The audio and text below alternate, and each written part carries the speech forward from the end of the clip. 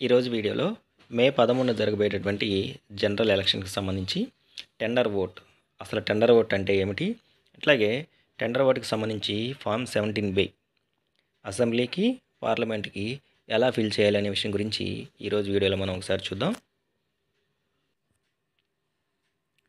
అసలు ముందుగా మనం టెండర్ ఓట్ అంటే ఏంటో చూద్దాం. తర్వాత ఈ టెండర్ ఓటుకు సంబంధించినటువంటి ఫామ్ 17Bని ఎలా ఫిల్ చేయాలో చూద్దాం.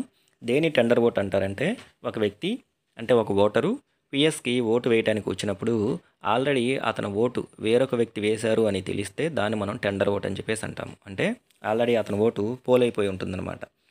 సో అతను తీసుకొచ్చినటువంటి డాక్యుమెంట్ ఏదైతే ఉందో దాన్ని పిఓ గారు ఎవరైతే ఉన్నారో కన్సర్న్ పిఎస్ పిఓ గారు దాన్ని విచారించి అది సరైనదే అంటే నిజంగానే అతని ఓటు ఆల్రెడీ పోలైపోయింది అని తెలిస్తే వెంటనే ఏం చేస్తారంటే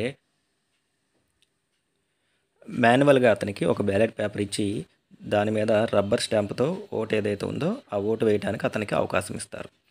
అట్లాగే టెండర్ ఓటు ఏదైతే ఉందో దానికి సంబంధించి ఈవీఎంలో ఎట్టి పరిస్థితుల్లో ఓటు అనేది వేయడానికి అవకాశం ఇవ్వకూడదు. కేవలం మాన్యువల్గా ఇష్యూ చేసినటువంటి బ్యాలెట్ పేపర్ ఏదైతే ఉందో దాని మీద మాత్రమే ఆ ఓటర్కి ఓటు వేసేటటువంటి అవకాశం కల్పించాలి. అట్లాగే పోలింగ్ మెటీరియల్ ఏదైతే ఉందో దాన్ని సబ్మిట్ చేసేటప్పుడు ఈ టెండర్ ఓట్స్కి సంబంధించి 17B అసెంబ్లీకి పార్లమెంట్కి సపరేట్గా ఉంటాయి. వాటిలో పోలింగ్ మొత్తం మీద మనకి ఎలాంటివి ఎన్ని టెండర్ ఓట్స్ వచ్చాయి అనేవి మొత్తం కూడా ఫిల్ చేసి మనం వాటిని పోలింగ్ మెటీరియల్తో పాటు సబ్మిట్ చేయాల్సి ఉంటుంది. ఇప్పుడు ఈ ఫామ్ 17Bని ఎలా ఫిల్ చేయాలని చూద్దాం. దీంట్లో వచ్చేసరికి మనకి ముందుగా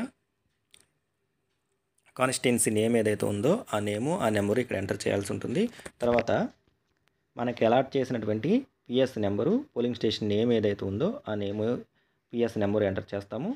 నెక్స్ట్ మనకి ఓటు వేయడానికి వచ్చినటువంటి వ్యక్తి ఎవరైతే ఉన్నారో అతని యొక్క ఓటు మనకి ఇచ్చినటువంటి మార్కుడ్ కాపీలో part number of electoral roll దాంట్లో అతని యొక్క పార్ట్ నెంబర్ ఎంతైతే ఉందో ఆ పార్ట్ నెంబర్ ఇక్కడ వేస్తాము మనం.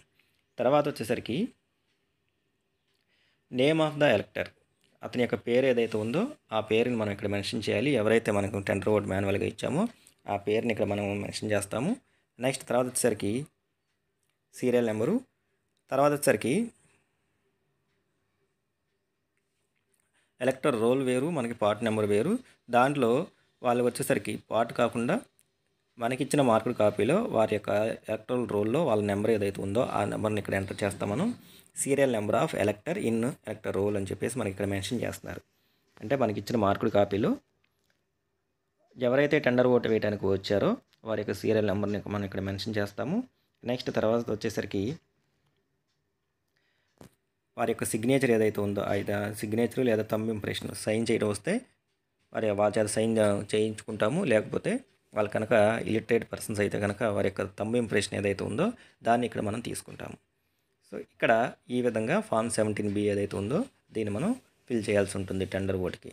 అట్ ద సేమ్ టైం అసెంబ్లీకి ఒకటి, నెక్స్ట్ పార్లమెంట్కి ఒకటి. మనకి జరిగే జమిలీ ఎన్నికలు కాబట్టి రెండింటికి ఒకేసారి మనం ఓటు వేయిస్తాం కాబట్టి అతనికి 2 ఓట్లు వేసే అవకాశం ఇవ్వాలి కాబట్టి పార్లమెంట్కి ఒకటి, నెక్స్ట్ అసెంబ్లీకి అవకాశం ఇస్తాం కాబట్టి మనం ఫామ్ 17B అసెంబ్లీకి ఒకటి రాయాలి, పార్లమెంట్కి ఒకటి రాయాలి. ఈ విధంగా టెండర్ ఓటుకి సంబంధించి ఫామ్ 17B ఏదైతే ఉందో దాన్ని మనం ఇలా ఫిల్ చేయాలి.